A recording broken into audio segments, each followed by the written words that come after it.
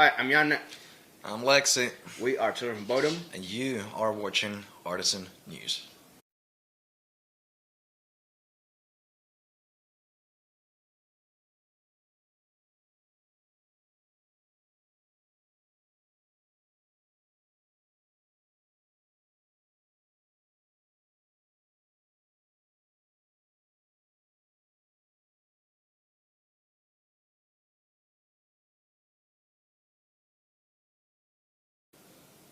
Great.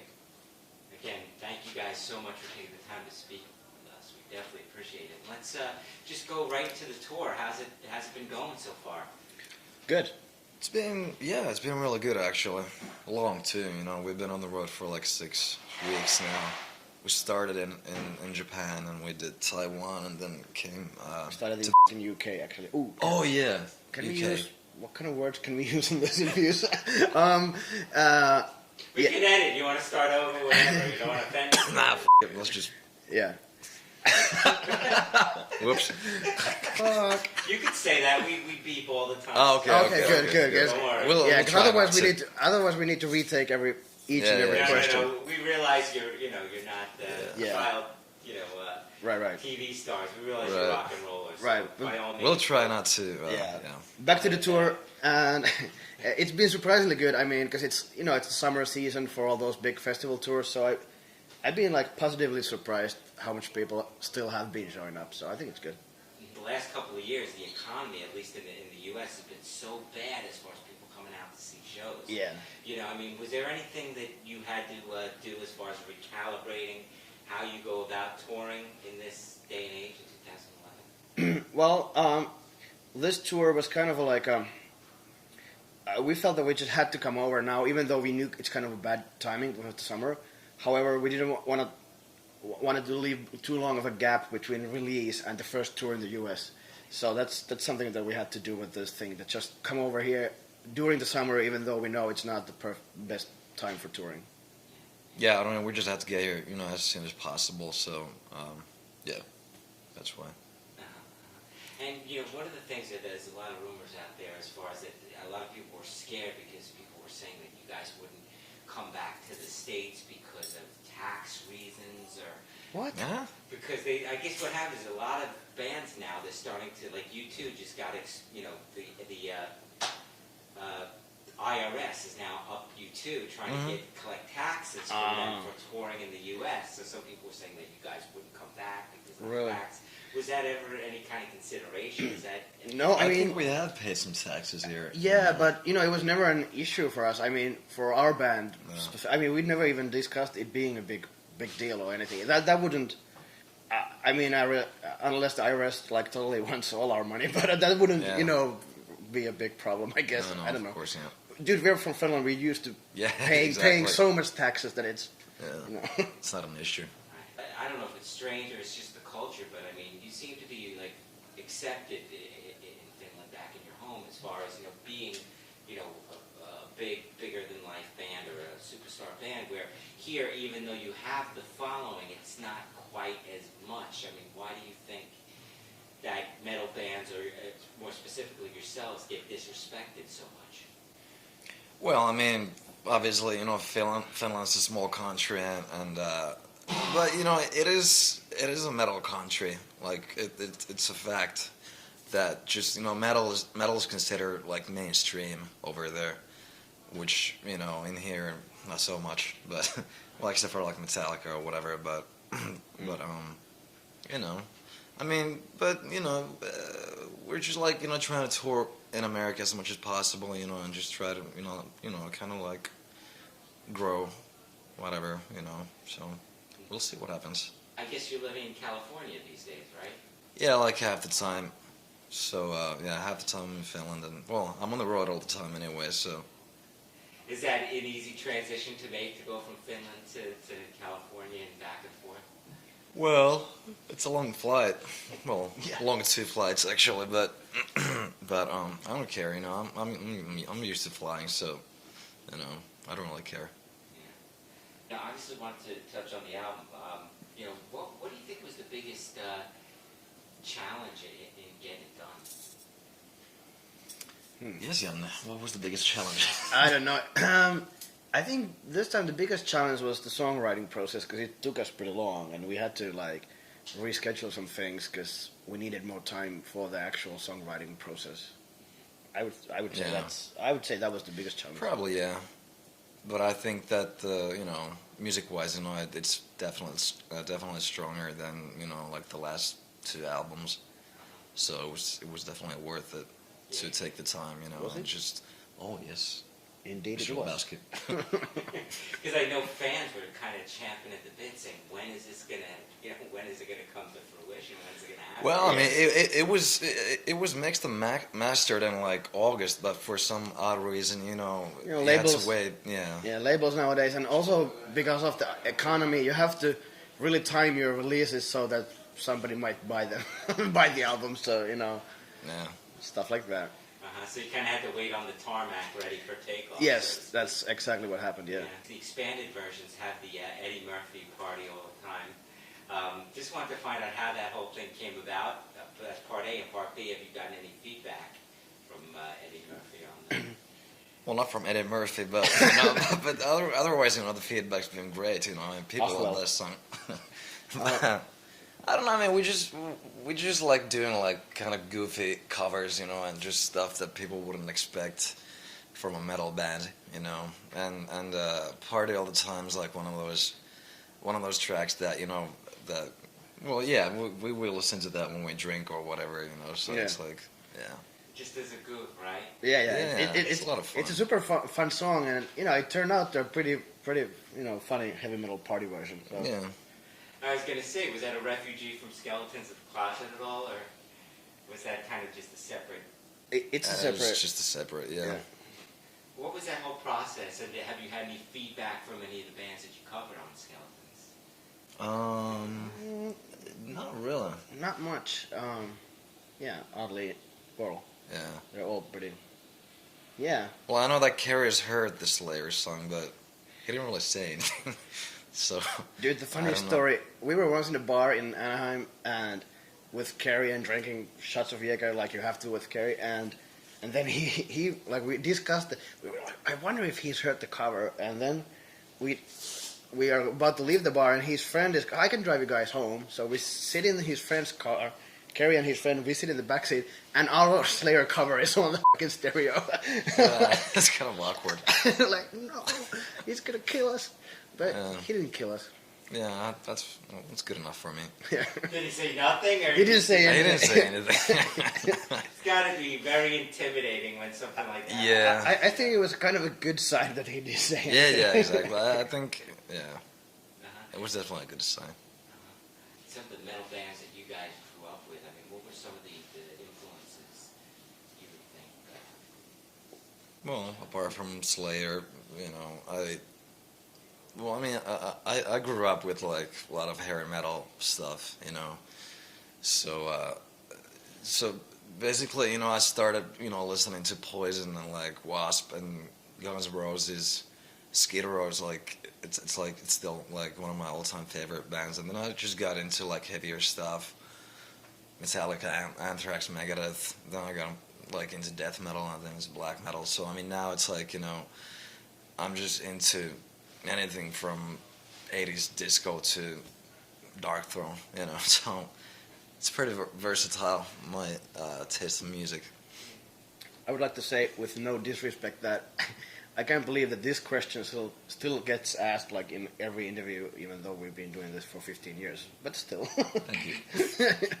Well, this is our first interview with you guys. Right. So I know. I should have prefaced it with an apology. Yes. There you go. Because we don't have anything from you guys. Right, so right. this is our very first. Yeah, I know. But I guarantee you the next interview, it'll Good. be off the table. Good. Sweet. But and speaking of that, Sebastian Bach came out on the West Coast. Oh yeah. Yeah. But how did you befriend Sebastian, and what's that? What's the interplay like? It's a long story. Well, we played some festivals in Europe together, and I remember, like, I guess we went out to him, and it turned out that, he was actually, he was digging John Bodom, and Yeah, and there's one guitar player who was a friend of ours used to play with him, and Yeah. But why he came out in LA is actually a long story. I was once at his show in Barcelona. I was vacationing in Barcelona. He played a show, and he made me come on stage with him, and I was totally drunk, and it was a disaster. So at the LA show, I see him at the balcony, like hiding in the corner the whole show, and then I then I kind of like talked about the situation in my mic that hey, I'm drunk and having fun, but at least I'm not that drunk when Sebastian made me go on stage, and then then he climbed down and came on stage with us. Yeah. Pretty cool. Excellent. You guys have obviously 7 albums out there. Just want to find out what's been the most surreal moment of this whole ride for you. Well, it's kind of hard to just name one, but I do remember, like, what a shock, like in a good way, it was when we played in Japan for the first time, because that was like that was the first time when we actually experienced, like, this total, like, people were like worshiping us, like experienced this total rock star thing, and it was just like so surreal, like female fans are crying if they get to meet you. Like, yo, what's that all about? Yeah. Don't do that. It's kind of weird. With the album, I heard that during the recording there was a tornado. Yeah, in Finland, even though there's never tornadoes in Finland. Explain that. I was like, I don't think Finland is like in the tornado belt. No, it's not. No. So explain that whole situation, what you were doing at the time, and how that affected you. We were recording some bass parts, I think, and Power went out. yeah. First the power went out, and then the owner said that apparently, like, this town, like, maybe 10 miles away or so, that there's a tornado happening, and it's like heading our way. I was like, what the hell are you talking about? Like, tornado? Yeah. We don't have tornadoes in here. Well, you're gonna. So that was so freaky, man. I mean, it's like I had never seen anything like that before, like the wind and just I don't know. But just I mean, a lot of the buildings, like nearby, got pretty messed up, but the studio, survived unscathed, which is good. Yeah. But the power went out for like 3 days, so. Yeah.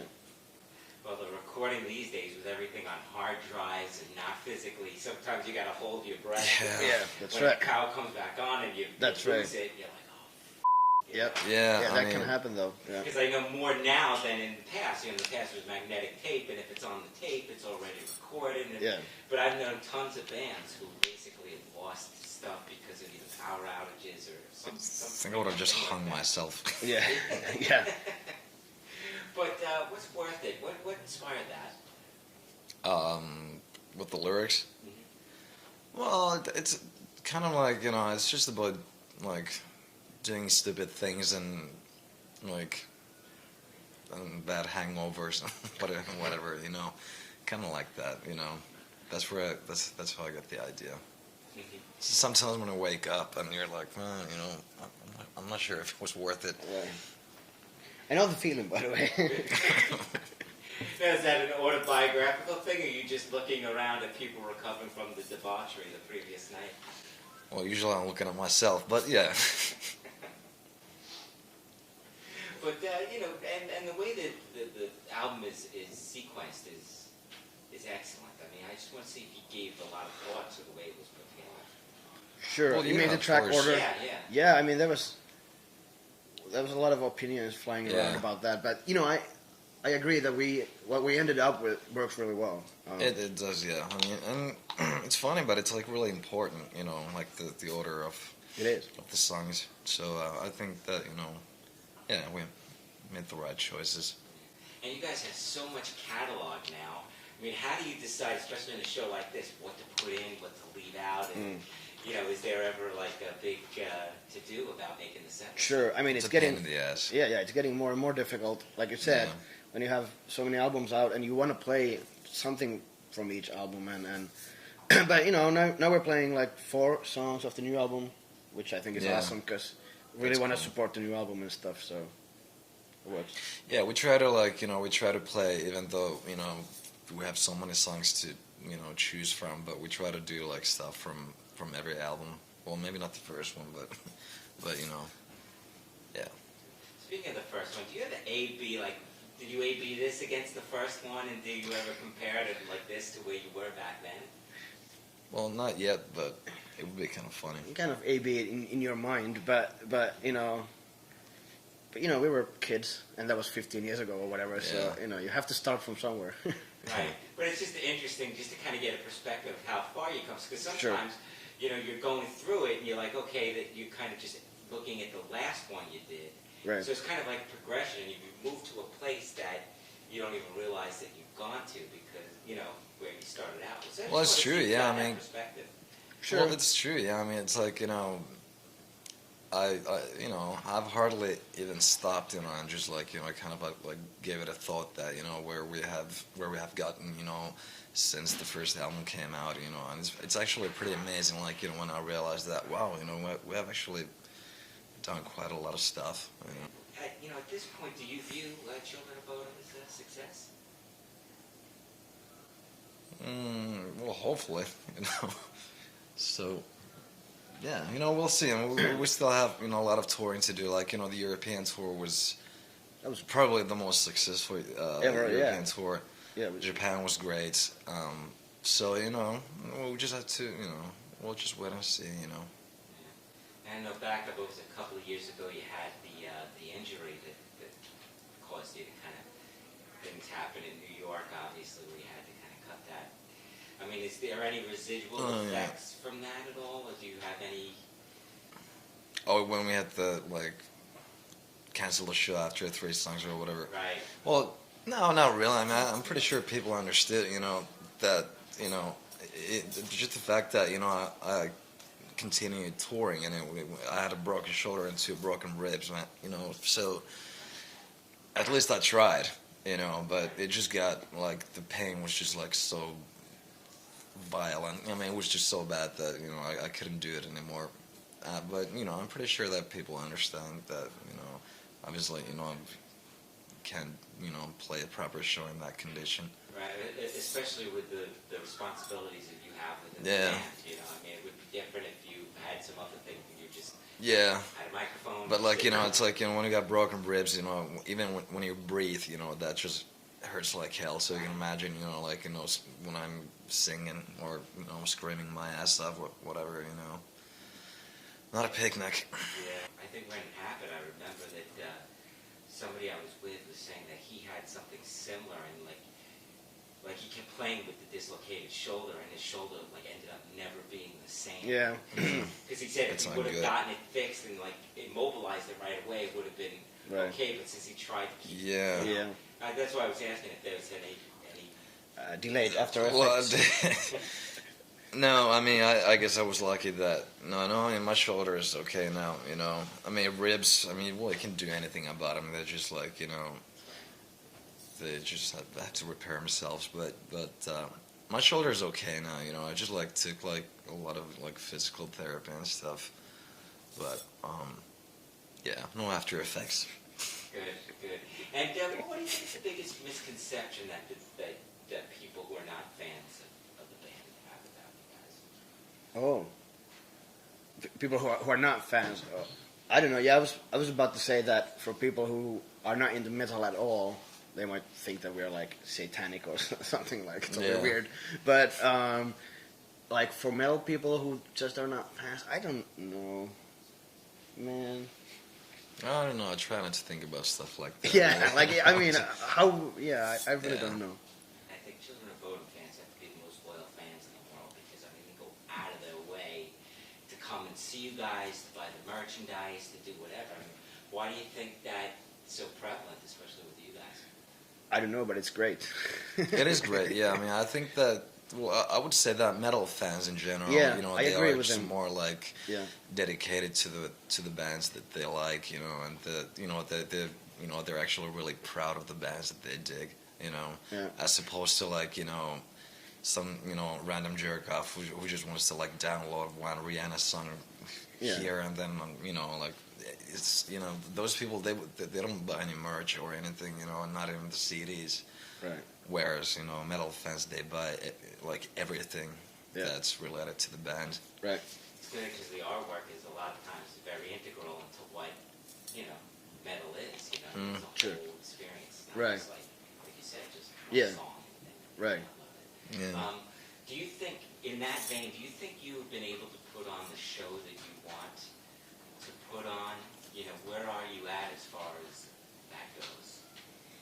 I mean, Well, I'd like to think so, yeah. sure, and like we discussed about economy and limitations like that, but still, I'm now mainly talking about this album release cycle tour. But I like the show we're putting on now because we have these rags falling falling, hanging Hanging from the ceiling. hanging, and then these blowers, and it really fits to the theme of the artwork and all that. So Yeah. Like, the setup's pretty cool, yeah, I'm pretty glad that even with all that crap going on, we can still put on some kind of a show for the fans because that's important. Yeah. And I've got a lot of people have obviously responded to the fact that we said we can interview you. And the most common question we got was, how come they don't tour here, as much, because we only see them once in a blue moon. I mean, people are kind of rabid to see you guys. Is there any chance maybe either on the next couple of years or the next album to kind of ramp up